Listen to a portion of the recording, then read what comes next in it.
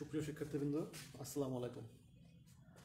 Electromedical টেকনোলজির প্রথম পর্বের ছাত্রছাত্রীদের হিউম্যান অ্যানাটমি অ্যান্ড ফিজিওলজির চতুর্থ অধ্যায়ের ক্লাসে সবাইকে স্বাগতম জানাচ্ছি। গত ক্লাসে আমরা পড়তেছিলাম রক্ত সংবহন তন্ত্রের অধ্যায়টা পুরোপুরি শেষ করা যায়নি। গুরুত্বপূর্ণ দুইটা টপিকস রয়ে গেছিল, সেই টপিক্সের ক্লাসগুলো আজকে আমরা করব। আজকে চতুর্থ অধ্যায়ের রক্ত সংবহন তন্ত্রের হৃৎপিণ্ডের গঠন এই টপিক্সটা আমরা আলোচনা করব। হৃৎপিণ্ডের গঠন এটা আলোচনা করতে হলে তোমাদেরকে হৃৎপিণ্ডের ছবিটা এঁকে দেওয়া উচিত এখানে, তবে ওভাবে ডিপলি না এঁকে স্বাভাবিকভাবে ছোট একটা করে আঁকতেছি।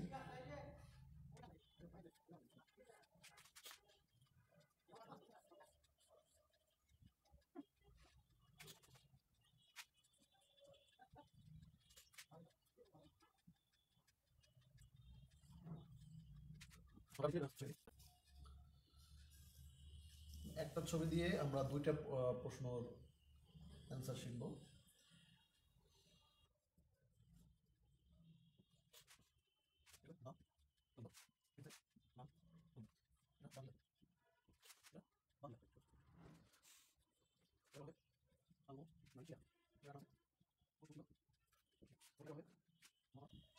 ধমনী বা লেখা দেখা যায়।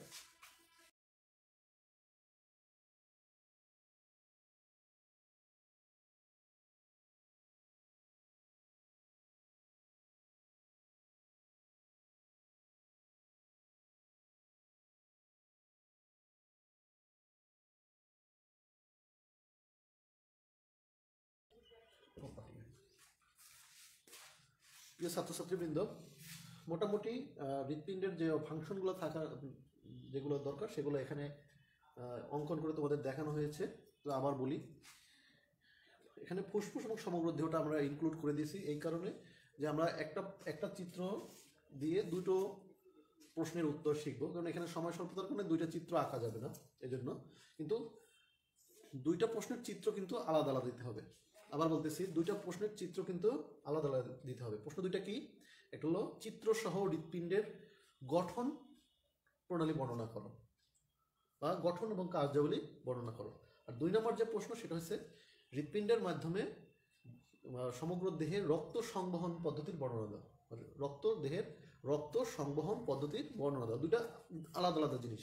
একটা হলো হৃৎপিণ্ড কীভাবে কী গঠিত, হৃৎপিণ্ডের কী আছে, এটা কিভাবে, এটার ভিতরে কী কী ফাংশন, তাই না? এগুলো হলো হৃৎপিণ্ডের গঠনের ভিতরে পড়ে, কী দিয়ে গঠিত, কোন টিস্যু দিয়ে গঠিত।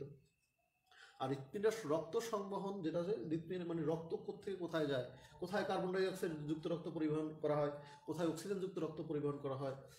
হ্যাঁ, এখন একটু করার জন্য আমরা একটু মার্কিং করে নিই। কালো অংশ যে মার্কিং করা, ডট ডট দিতেছি, মানে এটা দ্বারা বুঝবা এগুলো হলো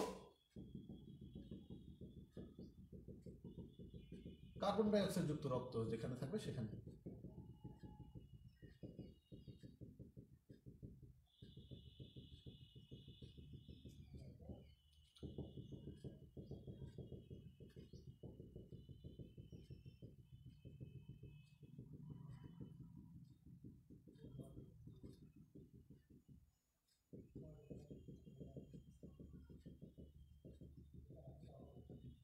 আর যেটা সাদা হোয়াইট থাকবে সেটা হবে অক্সিজেন যুক্ত। এখন যদি রক্তের প্রবাহের দিক এভাবে আমরা তীর চিহ্ন দ্বারা দেখাতে পারি,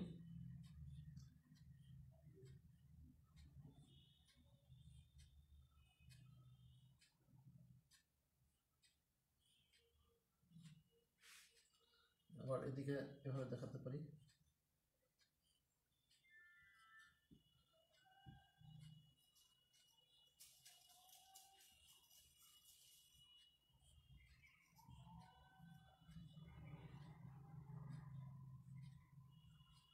হ্যাঁ, এটা বোঝা গেল একটার উপর থেকে আরেকটা গেছে। যদি এভাবে বোঝা হয় তাহলে আমি এটাকে মুছে দিই, তাহলে বুঝবো যে নিচ থেকে চলে গেছে, বা এভাবেই থাক, সমস্যা নেই।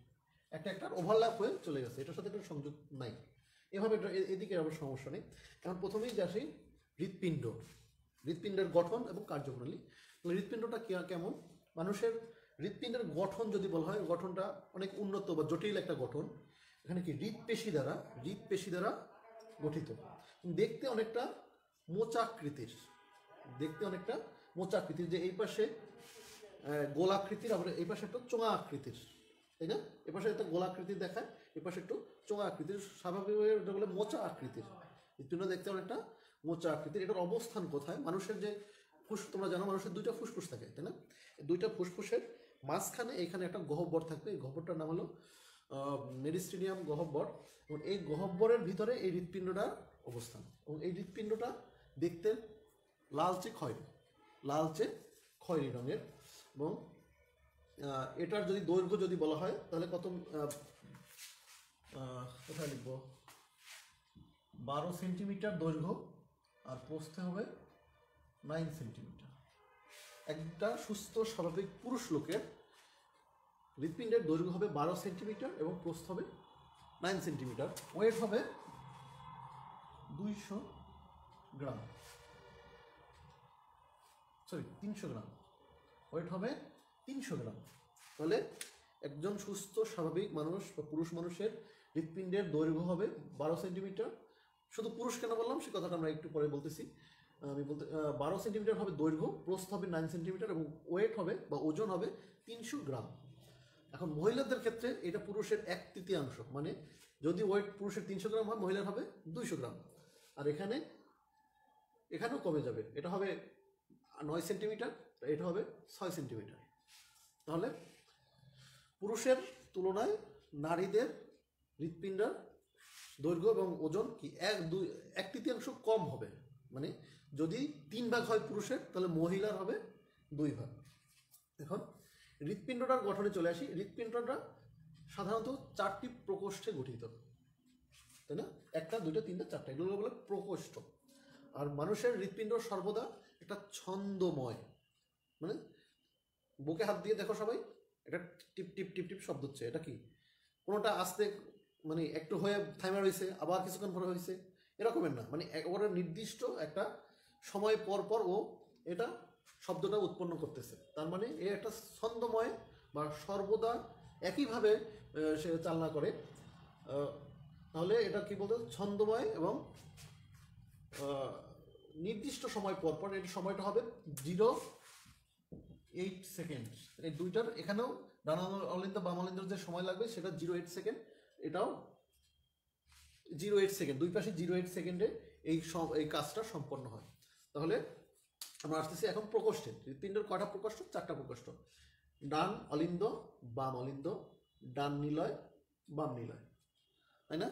আমার এই প্রশ্নের আসল যে চিত্র সেটা কিন্তু এখানে দেওয়া হয় নাই। এখানে দেওয়া হয়েছে এই চিত্রটা হলো 2 নম্বর যে প্রশ্নটা, যে মানুষের রক্ত সংবহন প্রক্রিয়া, সেই চিত্রটা এখানে দেওয়া আছে। তোমরা যদি এই এটা প্রথম প্রশ্নটা, মানে হৃৎপিণ্ডের গঠন এবং কার্যপ্রণালী এর বর্ণনাতে আসো, তাহলে তোমাদেরকে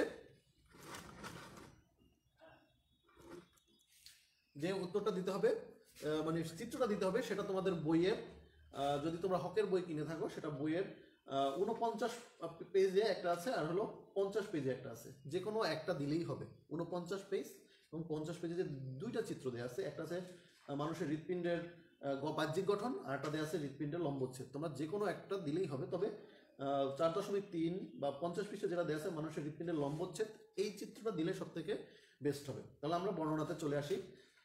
ডান অলিন্দ, তাহলে ডান অলিন্দ হলো এটা তুলনামূলকভাবে কোথায়? ডান হৃৎপিণ্ডের ডান পাশে অবস্থিত, এবং এটা সাইজ বা আকার বাম অলিন্দের থেকে এই সাইজটা বড় হবে। কিন্তু আমরা আঁকা এখানে একটু সমস্যা হয়ে গেছে। এইটা কিন্তু এটার থেকে এটার সাইজটা অনেকটা বড় হবে, তুলনামূলকভাবে বড় হবে। এবং এর প্রাচীর, এই যে এই প্রাচীরটা এটার তুলনায় পাতলা হবে। এটার সাইজ বড় হবে, আকারে বড় হবে, কিন্তু প্রাচীর পাতলা হবে। আর এখানে একটা ছোট একটা মাংসপিণ্ডের মতো থাকবে, যেটার নাম হলো সাইনো অ্যাট্রিয়াল নোড বা এসএ নোড। সাইনো অ্যাট্রিয়াল নোড বা এসএ নোড, সংক্ষেপে এটাকে ডাক্তারি ভাষায় এটাকে বলা হয় পেসমেকার। ডাক্তারি ভাষায় এই মাংসপিণ্ডটাকে বলা হবে পেসমেকার। অনেকেই তোমরা হয়তো পেসমেকারের নাম শুনেছো, কোথায় শুনেছো? যে অনেকে হার্টের পেশেন্টকে কি হয়েছে, পেসমেকার বসাইতে হয়েছে, তাই না? এখন পেসমেকার বসাতে হবে কেন?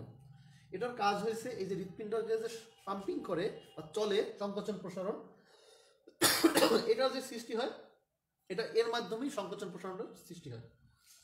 তাহলে এটা যদি সাইনোয়াট্রিয়াল নোড বা এই মাংসপিণ্ডটা বা পেসমেকারটি যদি কোনো কারণে কার্যক্ষমতা হারিয়ে ফেলে, মানে সেই হৃৎপিণ্ডকে পাম্প করতে সাহায্য করতে না পারে, তাহলে কি হবে? সে মানুষটা অসুস্থ হয়ে যাবে। সেই অসুস্থ মানুষকে কি বলবে? যে হৃৎপিণ্ডের কার্যকারিতা সে সাময়িকভাবে হারিয়ে গেছে, হৃৎপিণ্ডের কার্যকারিতাকে সে সাময়িকভাবে হারিয়ে ফেলছে, মানে কোনো হার্ট অ্যাটাক করে, তাই না? তাহলে এটাকে কাজ কি সাইনোয়াট্রিয়াল নোড? এই হৃৎপিণ্ড যাতে পাম্পিং ক্রিয়াটা করতে পারে, সংকোচন প্রসারণ করতে পারে, সেই কাজটা কি করবে সাইনোয়াট্রিয়াল নোড। এখন যদি কোনো কারণে এটা অকেজো হয়ে যায়, সেটা স্থায়ীভাবে হইতে পারে, অস্থায়ীভাবে হইতে পারে। অস্থায়ীভাবে যদি হয় তাহলে এটাকে স্বল্প মাত্রার কারেন্ট দ্বারা, তাই না, ইলেকট্রিক শক দিয়ে এটাকে চালু করতে হয়।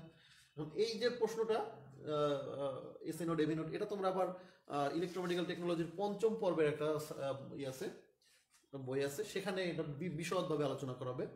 তবে এখানে এটুকু জেনে নাও, যদি এই পেসমেকারটা যদি নষ্ট হয়ে যায় বা কার্যক্ষমতা হারায়, তাহলে সার্জারি করে এখানে আবার কৃত্রিম পেসমেকার বসাতে হবে, যাতে হৃৎপিণ্ডটার কার্যক্ষমতা আবার পুনরায় সচল হয়।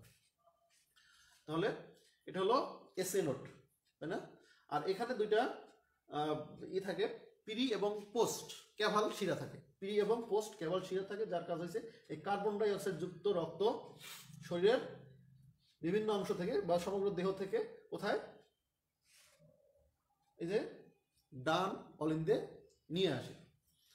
তাহলে এবং এই ডান অলিন্দ সবসময় কার্বন ডাই অক্সাইড যুক্ত রক্ত দ্বারা পূর্ণ থাকবে, সবসময় কার্বন ডাই অক্সাইড যুক্ত রক্ত দ্বারা পূর্ণ থাকবে। এবং এই দুইটা মানে কি ডান অলিন্দ এবং ডান নিলয়ের মাঝখানে থাকবে হলো একটা কপাটিকা। কপাটিকা মানে হলো দরজা। এটা আমি মানে পরের প্রশ্নে আলোচনা করব।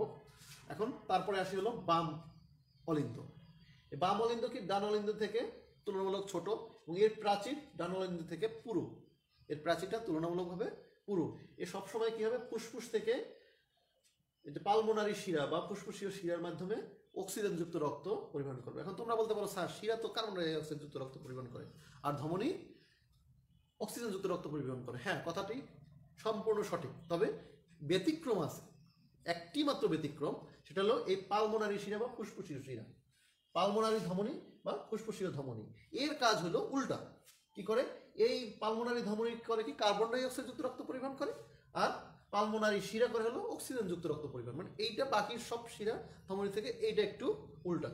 তাহলে তোমরা এটা যেন গুলায় না ফেলো, এই জন্য তোমরা এটা ঠিকভাবে মনে রাখবা যে পালমোনারি শিরা কি করবে, ফুসফুস থেকে অক্সিজেন যুক্ত রক্ত বাম অলিন্দে নিয়ে আসে, এবং বাম অলিন্দ যখন সংকোচ প্রসারিত হবে তখন ডান বা বাম নিলয় সে কি হবে, এটা প্রসারিত হলে এটা সংকুচিত হবে, আবার এটা প্রসারিত হলে এটা সংকুচিত হবে, এটা সংকুচিত হলে এটা প্রসারিত হবে। এটার সাথে এটা সংকোচন প্রসারণের সম্পর্ক, এটার সাথে এটার সংকোচন প্রসারণের সম্পর্ক। ঠিক আছে, তারপরে আসি হলো ডান নিলয়। এখন ডান নিলয় কি?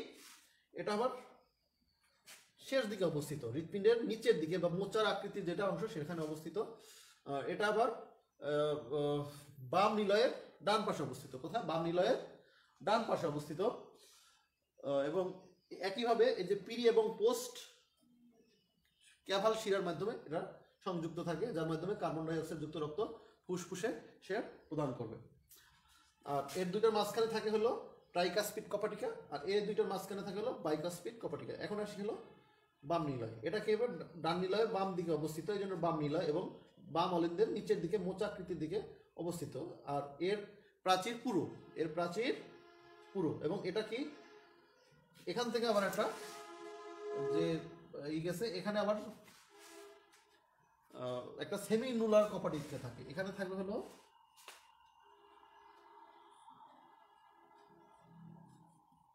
সেমি নুলার কপাটিকা। একইভাবে এখানেও থাকবে, এখানেও থাকবে।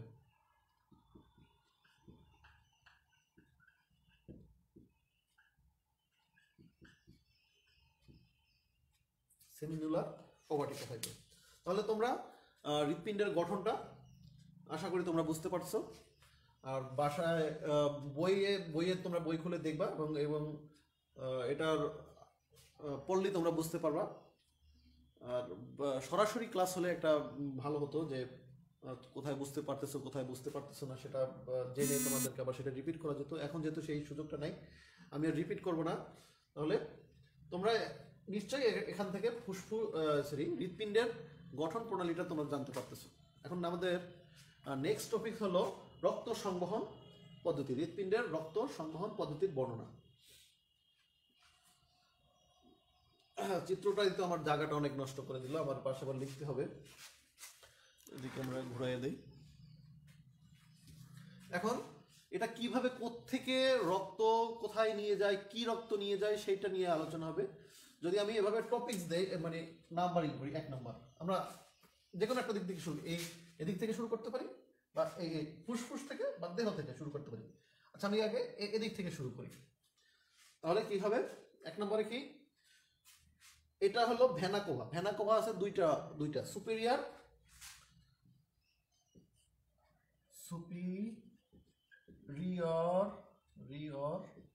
আর হলো ইনফিরিয়র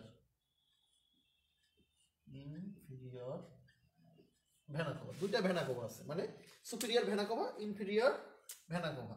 সুপিরিয়র ভেনা কোভা একটা মানুষের শরীরের যে হৃৎপিণ্ড, এটা হৃৎপিণ্ড, এর থেকে উপরের যে অঙ্গ আছে, চোখ, নাক, মুখ, মস্তিষ্ক, এ থেকে যে কার্বন ডাই অক্সাইড যুক্ত রক্তটা আসবে সেটা সে কে নিয়ে আসবে? Superior vena cava. হৃৎপিণ্ড থেকে নিচের যে অংশ সেটা নিয়ে আসবে ইনফিরিয়র ভেনা কোভা। সংক্ষেপে আমরা ভেনা কোভা লিখে নিলেই বুঝতে পারবো যে এটা কি সমগ্র দেহ থেকে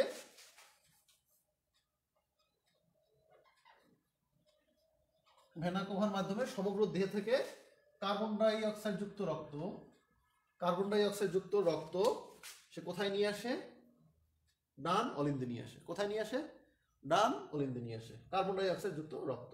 এখন ডান অলিন্দে যখন নিয়ে আসে, তখন ডান অলিন্দ কোনো কিছু, যদি ধরো একটা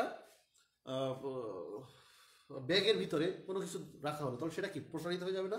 একইভাবে এই ডান অলিন্দটা সে প্রসারিত হয়ে যাবে। কখন প্রসারিত হবে? যখন সমগ্র দেহ থেকে ভেনা কোভার মাধ্যমে কার্বন ডাই অক্সাইড যুক্ত রক্ত ডান অলিন্দে চলে আসবে, তখন কি ডান অলিন্দ প্রসারিত হবে। একইভাবে এটা যখন প্রসারণ ঘটবে, এর সংকোচন ঘটবে, একটার বিপরীত।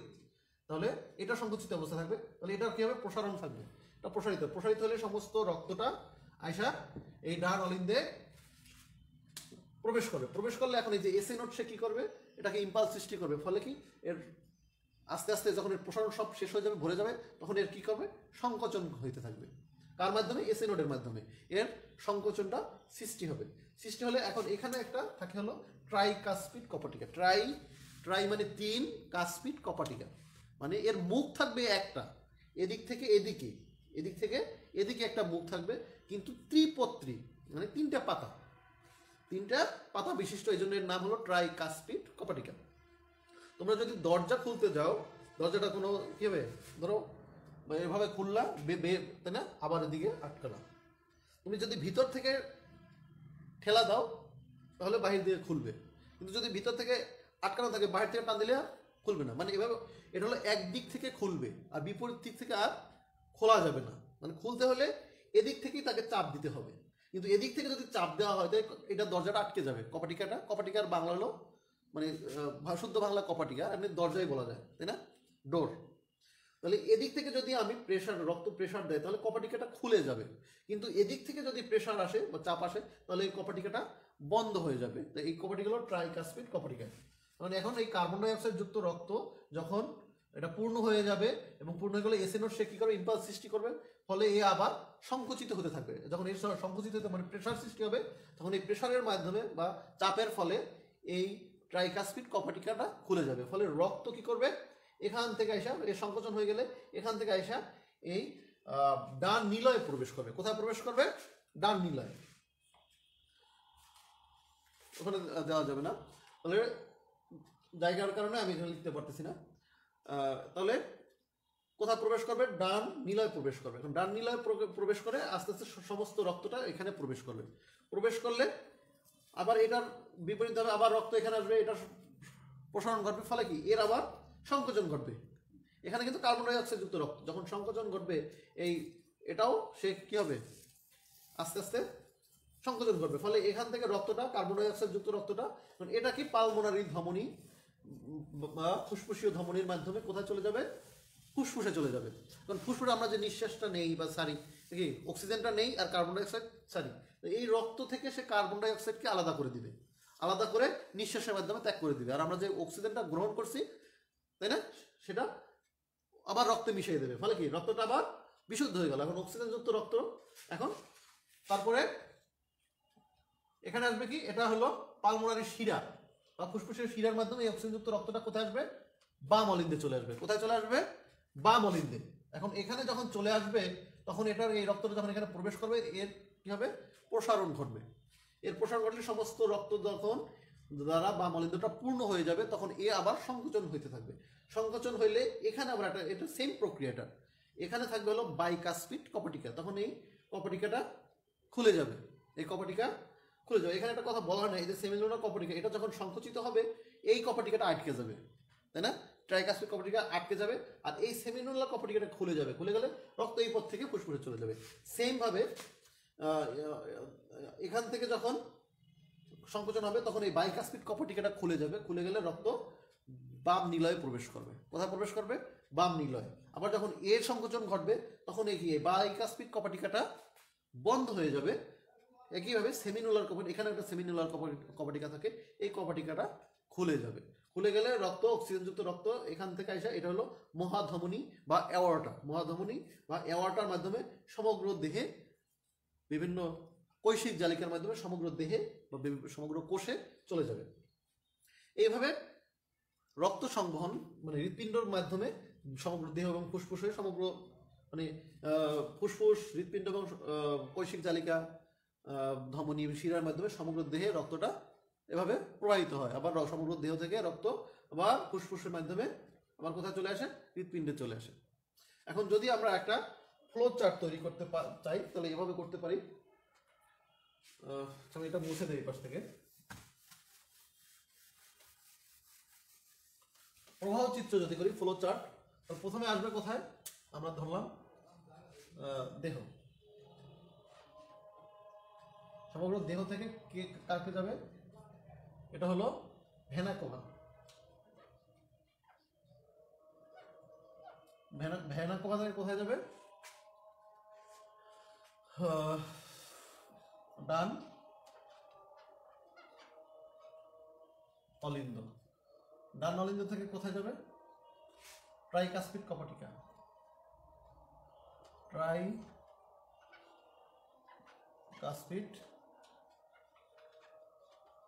কপাটিকা। সেখান থেকে কোথায় আসবে, ডান নিলয়। ডান নিলয় থেকে কোথায় কোথায় যাবে, পালমোনারি ধমনী। এখান থেকে কোথায় যাবে, ফুসফুস। ফুসফুস থেকে কোথায় যাবে, পালমোনারি শিরা।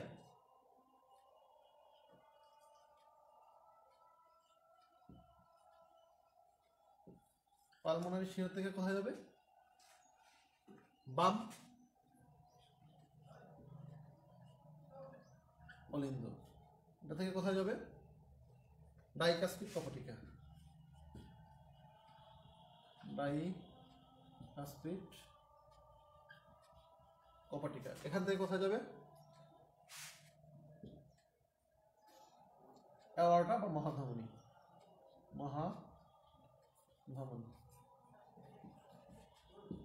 এখান থেকে আবার দেহ। তাহলে এই একটা চক্র, যে কোনো তুমি এখান যে কোনো একটা থেকে শুরু করবা, ফুসফুস, দেহ, তাই না, এ থেকে শুরু করে এই একটা একইভাবে এই সাইকেলটা চলতে থাকে। তাহলে বুঝতে পারতেছো, তাই না? আচ্ছা, বুঝতে পারলেও কমেন্টসে জানাবা, না বুঝতে পারলেও তোমরা সবাই কমেন্টসে জানাবা। তাহলে আজকের যে এটা দুইটা কিন্তু রচনামূলক প্রশ্ন। এই অধ্যায়ের এই দুইটা রচনামূলক প্রশ্ন থেকে যে কোনো একটা পরীক্ষায় আসে, সবসময় আসে। তাহলে তোমরা এটা খুবই গুরুত্ব সহকারে এই প্রশ্ন দুইটা বাসায় পড়াশোনা করবে। তারপরের যে টপিকস, এটা আজকের দিনের সর্বশেষ টপিকস, সেটা হলো কার্ডিয়াক চক্র কি। মানে এটা কার্ডিয়াক চক্র, তাই না? কার্ডিয়াক চক্রের 4টা অংশ থাকে, অলিন্দের সিস্টল আর অলিন্দের ডায়াস্টল, নিলয়ের সিস্টল, নিলয়ের ডায়াস্টল। মানে এখন চক্রটা কি, যে এই হৃৎপিণ্ডের যে পর্যায়ক্রমিক ছন্দময় যে পরিবর্তন, এটাই হলো কার্ডিয়াক চক্র।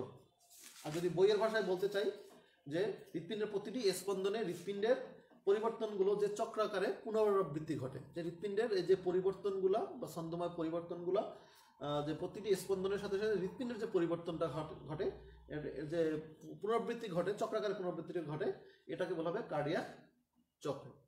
ঠিক আছে, এটা অতি সংক্ষিপ্ত প্রশ্ন হিসেবেই আসবে। তারপরে আছে হলো শিরা এবং ধমনীর পার্থক্য। তোমরা অলরেডি এটা পড়ে আসছো অষ্টম নবম শ্রেণীর ক্লাসে, দশম শ্রেণীর ক্লাসে, শিরা ধমনীর পার্থক্য।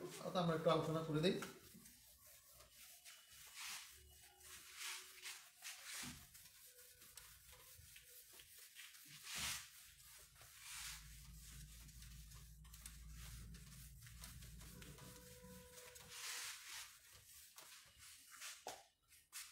এটা ধরো ধমনী, এটা ধরো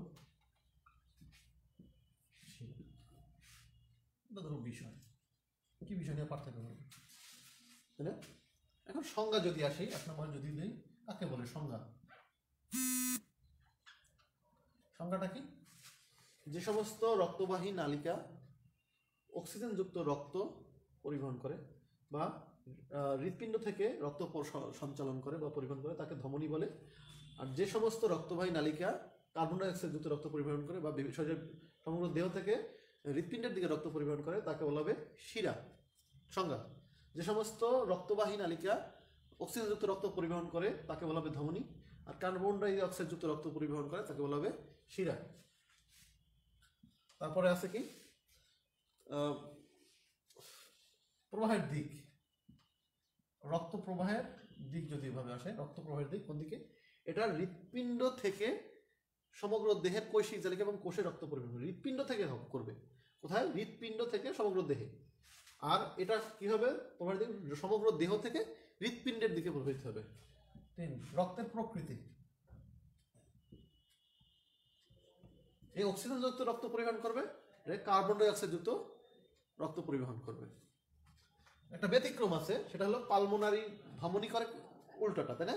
একটু আগে আমরা বলছি পালমোনারি শিরা করে, এটা পালমোনারি শিরা করবে অক্সিজেন রক্ত পরিবহন, আর পালমোনারি ধমনী করবে কারণ রক্ত পরিবহন করে। এটা ব্যতিক্রমটা বাদ দিয়ে আমরা উদাহরণটা করবো। রক্ত প্রকৃতি কি হবে? ধমনী করবে হলো অক্সিজেন যুক্ত রক্ত পরিবহন করবে, আর শিরা কার্বন ডাই অক্সাইড যুক্ত রক্ত পরিবহন করবে।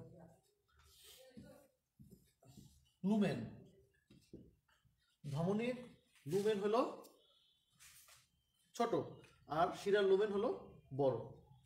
এটা ছোট, এটা হলো বড়। রক্তের প্রকৃতি অক্সিজেন যুক্ত, কার্বন ডাই অক্সাইড যুক্ত। সংজ্ঞা তো গেল। প্রবাহের দিক হৃৎপিণ্ড থেকে দেহ, এটা দেহ থেকে হৃৎপিণ্ড।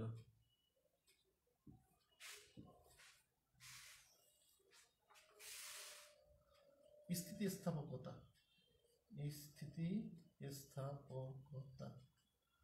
তাহলে এটা স্থিতিস্থাপক। ধমনী স্থিতি স্থাপক, এটা হলো অস্থিতি স্থাপক। 6 নম্বরে রক্তচাপ।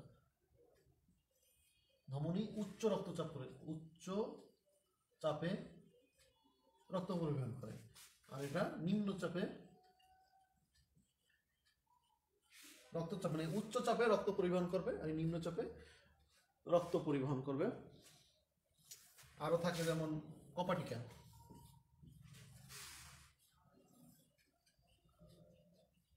কপাটিকা থাকে থাকে না। আশা করি তোমরা বুঝতে পারতেছো।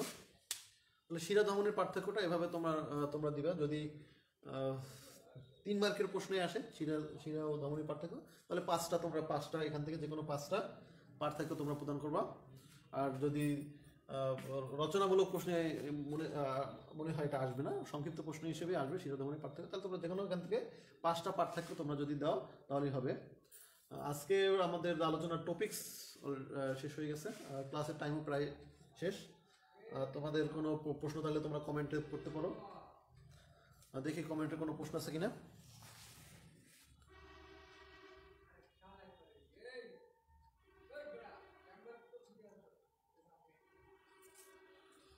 আচ্ছা, কিছু প্রশ্ন আছে, আমি ওটার উত্তর হিসেবে টাইপ করে দিব, এখানে বলার দরকার নেই। বুক লিস্ট জানতে চেয়েছো, ফেসবুক আইডি জানতে চেয়েছো, ফেসবুক আইডি তো এখানেই তোমরা দেখতে পাইতেছো। আচ্ছা, তাহলে আজকের ক্লাস এ পর্যন্তই। নেক্সট ক্লাসে আমরা 5ম অধ্যায় আলোচনা করব। তোমরা সবাই বাসায় বই কিনে পড়াশোনা শুরু করো। ইনশাল্লাহ তোমাদের পড়াশোনার ব্যাঘাত ঘটবে না। আর ক্লাস শুরু হয়ে গেলে, যখন ক্লাস করবে তখন সশরীরে ক্লাস করতে আসবে, তখন বাকিটা যে কনফিউশন থাকবে সেটা দূর করে দেবো। সবাই ভালো থেকো, সুস্থ থাকো। আসসালামু আলাইকুম।